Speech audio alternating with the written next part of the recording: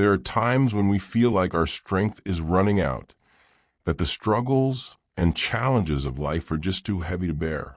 In these moments, we seek a source of strength and resilience to help us keep going. The good news is that Jesus has already taught us the secret to being strong and resilient, even in the face of the greatest adversities. Throughout his life and ministry, Jesus not only spoke about strength and resilience, but he showed us through his actions how we can find that inner fortitude. From the calmest moments to the darkest ones, he left us with profound lessons that reveal where the true source of our strength lies. Today, we will explore 6 powerful secrets that Jesus has left for us to be strong and resilient in any circumstance. Each of these secrets is anchored in his own experiences and teachings, showing us the way to overcome. Come with faith, trust, and obedience to God. The first secret is to trust in God at all times. From the very beginning of his ministry, Jesus showed us that true strength comes from complete trust in God, especially in the most challenging situations. One example that illustrates this is when he was led by the Spirit into the wilderness to be tempted by the devil. In Matthew 4, verse 1, we see that after fasting for 40 days and 40 nights, Jesus became hungry, something any human would experience.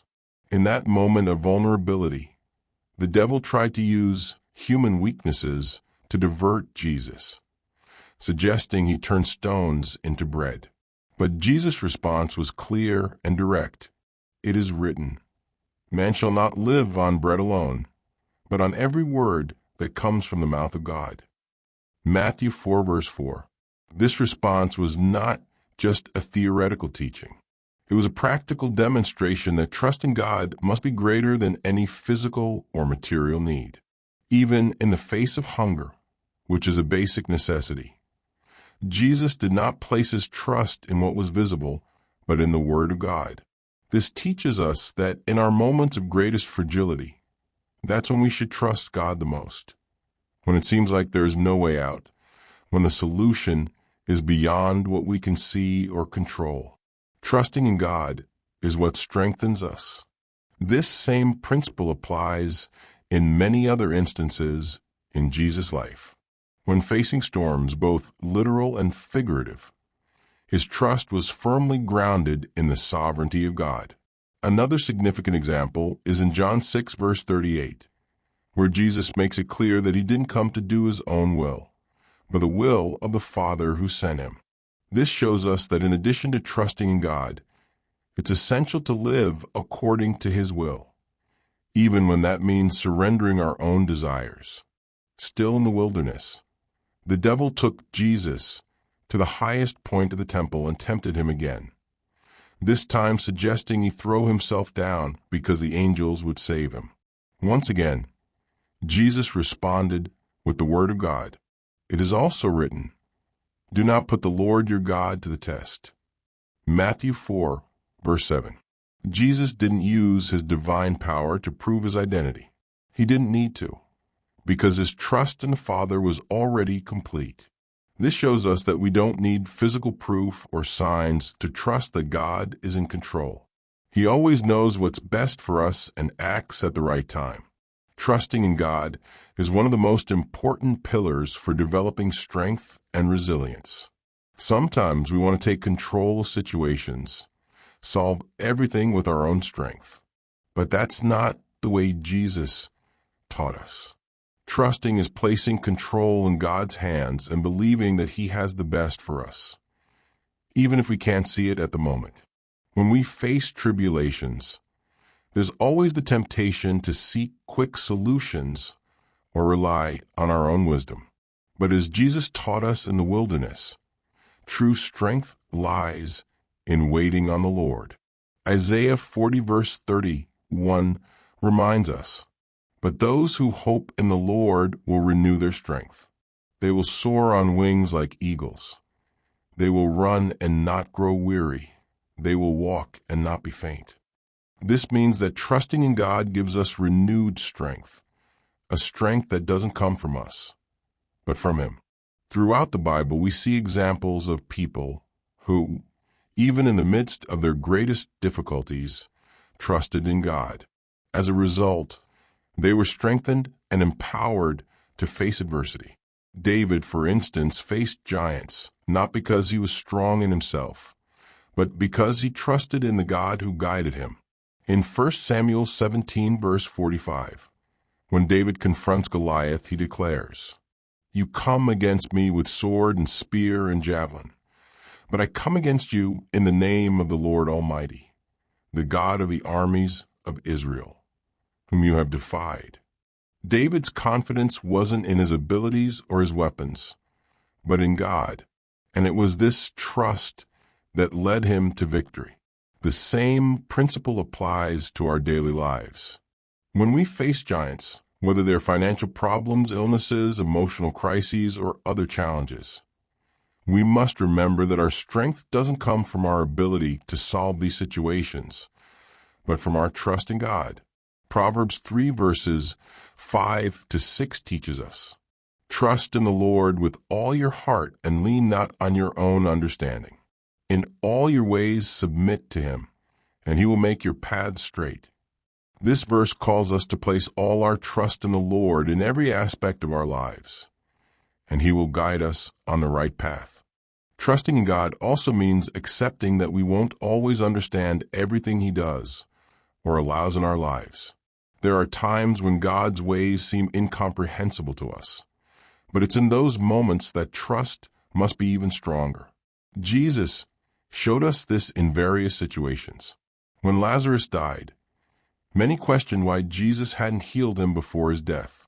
But Jesus, trusting in God's plan, said in John 11 verse 4, "This sickness will not end in death.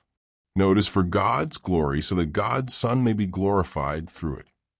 And at the right moment, Lazarus was raised from the dead, demonstrating that trust in God's timing and plans always results in something greater than we can imagine. Finally, it's important to remember that trusting in God is a continuous process. It's not something we do once and it's done. With each new challenge, each new difficulty, we are called to renew our trust in him. In Philippians 4 verses 6 to 7, Paul exhorts us, "Do not be anxious about anything, but in every situation, by prayer and petition, with thanksgiving, present your requests to God, and the peace of God, which transcends all understanding, will guard your hearts and your minds in Christ Jesus." This teaches us that by fully trusting in God, we experience a peace that goes beyond circumstances, a peace that comes from him and strengthens us to face any situation. The second secret is to pray constantly. Jesus left us a clear example that prayer is essential for being strong and resilient. It wasn't just something he taught his disciples, but something he intensely practiced in his own life. From the start of his ministry, we see Jesus withdrawing to pray at crucial moments. A significant example is his prayer in the Garden of Gethsemane, one of the most intense and emotional moments of his journey. In Matthew 26 verses 36 to 46, knowing what was to come, Jesus withdrew to pray, taking Peter, James, and John with him. There, he expressed his anguish to the Father, saying, "My soul is overwhelmed with sorrow to the point of death." Matthew 26 verse 38. What this moment teaches us is that in the midst of life's most difficult situations, prayer is what connects us directly to God and strengthens us. Jesus prayed 3 times in that garden, showing that prayer isn't a one-time event, but something continuous. His persistence in prayer reflects the importance of maintaining a constant dialogue with God, especially in moments of anguish and uncertainty. He not only asked the Father to take the cup of suffering from him, if possible, but also surrendered his will, saying, "Yet not as I will, but as you will." Matthew 26, verse 39. This total surrender is an example of how prayer helps us align our hearts with God's will, even when that will involve challenges.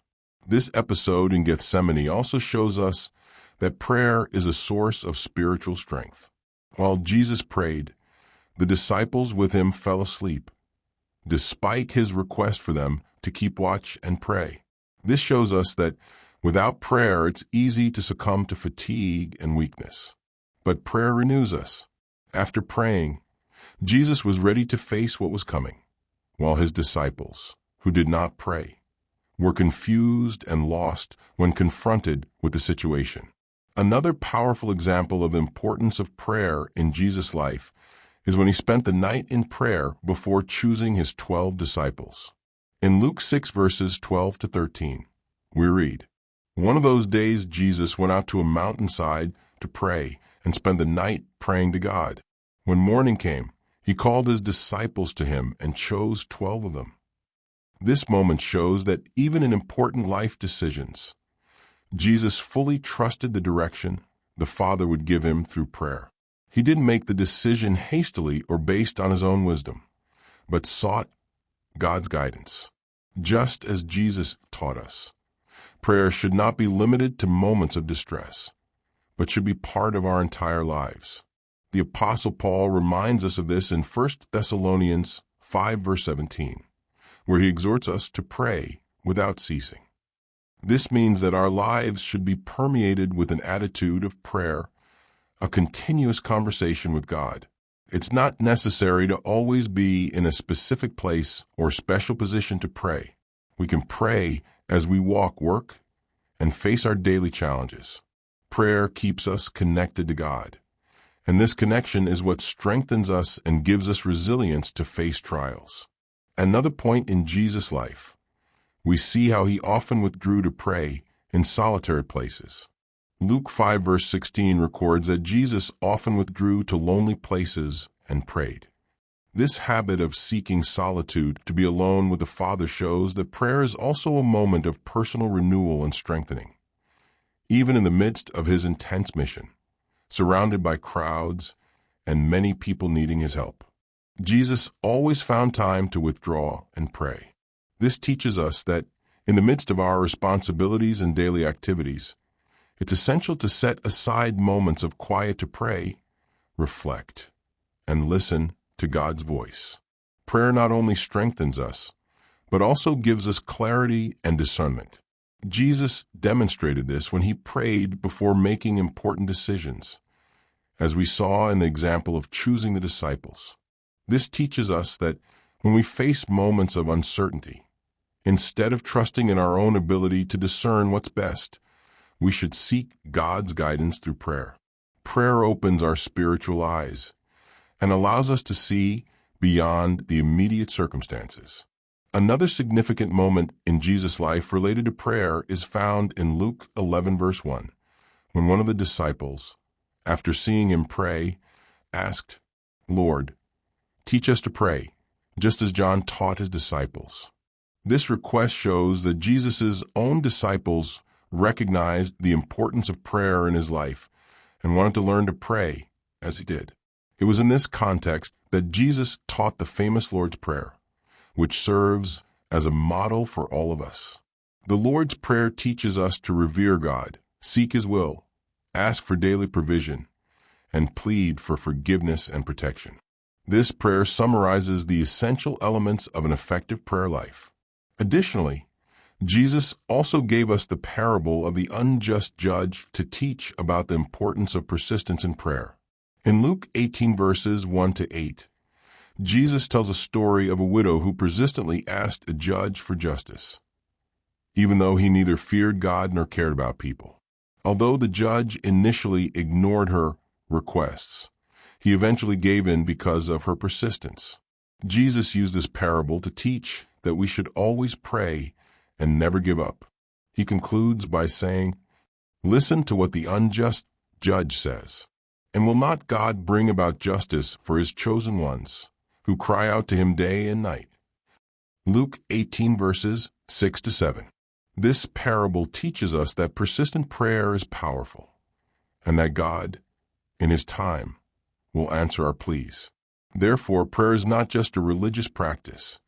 It's a relationship with God. It strengthens us, gives us resilience, and keeps us connected to the Father in all circumstances. Jesus showed us through his life that prayer is the secret to remaining steadfast, even in the face of the greatest adversities. The third secret is serving others. Jesus taught us that true strength and resilience often come through serving others. In many situations, he showed that the path to greatness is not in being served, but in serving. A clear example of this attitude from Jesus is when he washed his disciples' feet in John 13. During the Last Supper, Jesus did something that surprised everyone. He, the Master and Lord, got up, took a towel, knelt before his disciples, and began washing their feet. Peter initially refused because he didn't understand why Jesus himself was doing such a humble task. However, Jesus explained the importance of that act. In John 13 verses 14 to 15, he said, "Now that I, your Lord and teacher, have washed your feet, you also should wash one another's feet. I have set you an example that you should do as I have done for you." Here, Jesus shows us that serving others is not a sign of weakness, but of inner strength and confidence in our identity in God. Even though he was the Son of God, he did not feel diminished by performing this humble act. On the contrary, he demonstrated that true greatness lies in serving.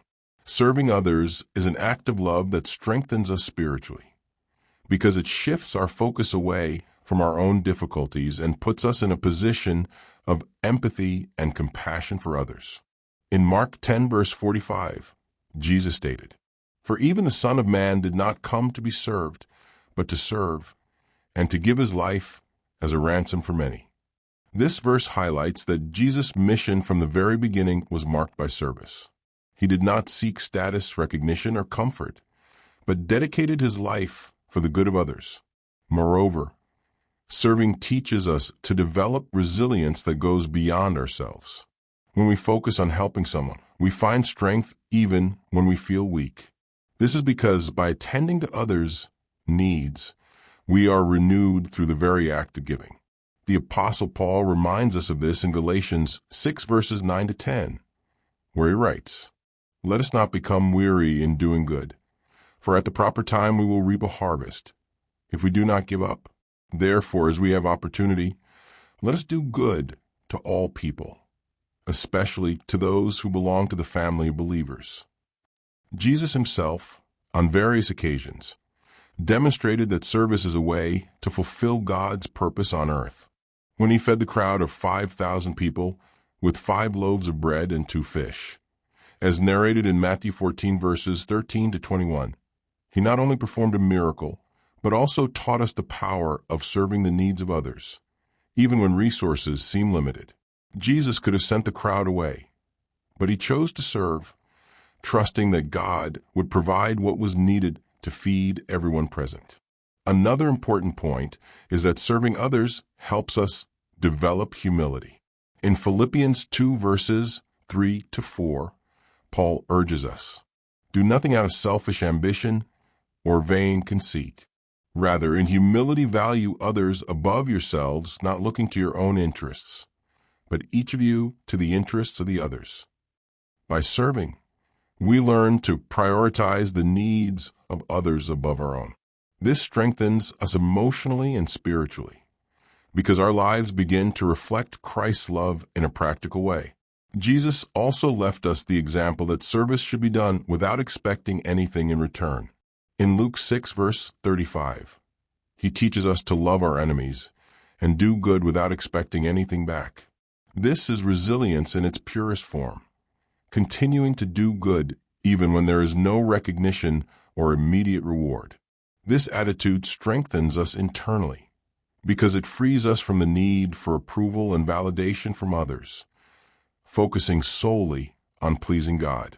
God's service also prepares us to face life's adversities with greater courage. When we are accustomed to putting ourselves at others' disposal, we practice an act of surrender. In Matthew 25:35 to 40, Jesus teaches us that by feeding the hungry, giving drink to the thirsty, welcoming strangers, and clothing the needy, we are actually serving Christ himself. He said, "Truly, I tell you, whatever you did for one of the least of these brothers and sisters of mine, you did for me."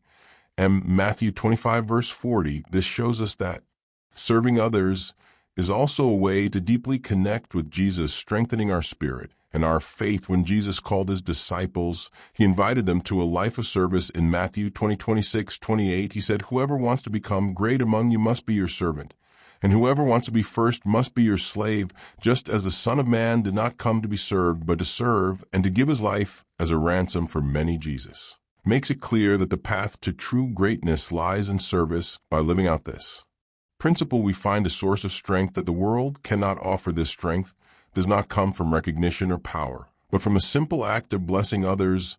Furthermore, serving helps us develop a long-term vision. By investing our time and energy to help others, we are planting seeds that we may not see the fruits of immediately.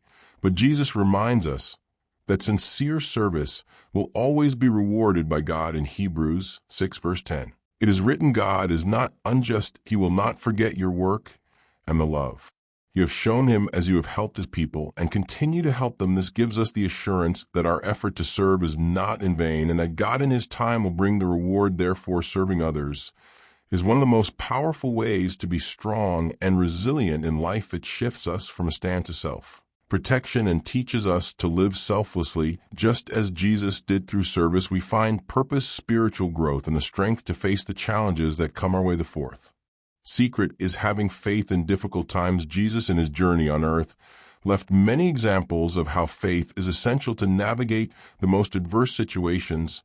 During moments of uncertainty and tribulation, he always demonstrated that faith in God is what sustains us. One episode that clearly illustrates this is the occasion when he and his disciples crossed the Sea of Galilee. In Matthew 8:23-27, we read that Jesus was in the boat with his disciples when a great storm arose to the wind, and the waves were so strong that the boat seemed about to sink. Meanwhile, Jesus slept peacefully. Desperate, the disciples woke him, saying, "Lord, save us, we're going to drown." Matthew 8:25, Jesus, upon waking up, rebuked them for their lack of faith before calming the storm. "Why are you so afraid, you of little faith?" Matthew 8:26. Then he got up and with a simple word commanded the wind and the sea to calm, and there was great peace. This moment teaches us that in times of greatest distress, when everything around us seems to be falling apart, faith is what keeps us grounded even when circumstances are frightening and fear tries to overwhelm us. Jesus calls us to trust in God, for he is in control even when we cannot see an immediate solution. For Jesus, faith was not just an abstract feeling or something to talk about during peaceful times. It was an active trust in God's goodness and power, regardless of the situation. Another powerful example of how Jesus connected faith with resilience in the face of challenges is in the episode where he healed the woman with the issue of blood in Mark 5:25-30. For we find the story of a woman who had suffered from an illness for 12 years. She had spent all she had on treatments without success, but upon hearing about Jesus, she decided that if she could just touch his clothes, she would be healed. With faith, she approached him in the crowd and touched the edge of his garment. Immediately she was healed. Jesus, realizing that he had been touched, said to her, "Daughter, your faith has healed you. Go in peace and be freed from your suffering." Mark 5:30. For this story teaches us that even in situations that seem impossible, faith brings us into direct contact with God's power. That woman, despite years of suffering, did not lose her faith. She believed that with a simple act of trust, she could receive healing. And that's exactly what happened. Faith, therefore, is a force that pushes us beyond our limitations and helps us find strength in God's power to face what seems insurmountable. Jesus also teaches us that faith is powerful even when it seems small. In Matthew 17:20, he says, "If you have faith as small as a mustard seed, you can say to this mountain, 'Move from here to there,' and it will move. Nothing will be impossible for you." The comparison with the mustard seed is significant because this seed is extremely small, yet it grows to become one of the largest plants in the garden. This teaches us that it's not the size of our faith that matters, but in whom we place that faith. Even the smallest amount of faith, when placed in God, can move mountains. So when we face difficulties, even if our faith seems fragile, we must remember that God is powerful to act. and that gives us strength to keep moving forward. Moreover, faith in difficult times not only helps us overcome challenges, but also brings us peace amidst the storm. In John 14, verse 27, Jesus said to his disciples, "Peace I leave with you, my peace I give you. I do not give to you as the world gives. Do not let your hearts be troubled, and do not be afraid." The peace that Jesus offers does not depend on external circumstances, but comes from trust in God. When we have faith, we can experience that peace even when everything around us seems chaotic. It is faith that allows us to rest in the assurance that God is with us, that He has a plan, and that nothing is beyond His control. Jesus often praised those who showed great faith, even in times of great suffering. One example of this is in Matthew 15, verse 28, when a Canaanite woman, whose daughter was possessed by an evil spirit, came to Jesus begging for help. Initially, Jesus did not respond, and the disciples asked Him to send her away. But the woman persisted, showing unwavering faith. Jesus finally said to her, "Woman, you have great faith. Your request is granted." And her daughter was healed at that moment. This story shows us that even when it seems like God is silent or distant, our faith must remain firm. This woman's persistence in seeking Jesus' help, even in the face of obstacles, is a clear example of resilience rooted in faith. Faith also allows us to see beyond present difficulties and look to the future with hope. The author of Hebrews reminds us of this in Hebrews 11, verse 1. Now faith is confidence in what we hope for and assurance about what we do not see. Even when we cannot see the solution, faith gives us the certainty that God is working on our behalf. When we trust in Him, we can face any situation with courage, knowing that He is with us every step of the way. Thus, faith is not just a refuge in times of difficulty. It is also the force that propels us forward. When Jesus raised Lazarus from the dead, as described in John 11, verse 44, He asked Martha, Lazarus' sister, an important question. "I am the resurrection and the life. The one who believes in me will live, even though they die. And whoever lives by believing in me will never die." Do you believe this? John 11, verses 25 to 26. Martha replied affirmatively, showing her faith, and Jesus, in response to that trust, brought her brother back to life. This passage teaches us that even in the face of death, faith in Jesus is what sustains us and gives us hope. Therefore, faith is the foundation of resilience. It allows us to face life's storms with confidence, keeps us grounded when everything around us seems to be crumbling, and gives us the assurance that no matter what we face, God is in control. Just as Jesus demonstrated in His life, faith does not remove challenges, but it equips us to go through them with strength and peace. The sixth secret to Jesus' resilience was accepting God's will. Throughout His life and ministry, Jesus demonstrated a deep and unwavering trust in God's plan, even when that plan led Him through suffering, rejection, and death. Accepting God's will was not always easy, but Jesus showed us that surrendering to the Father's will is the ultimate expression of faith and strength.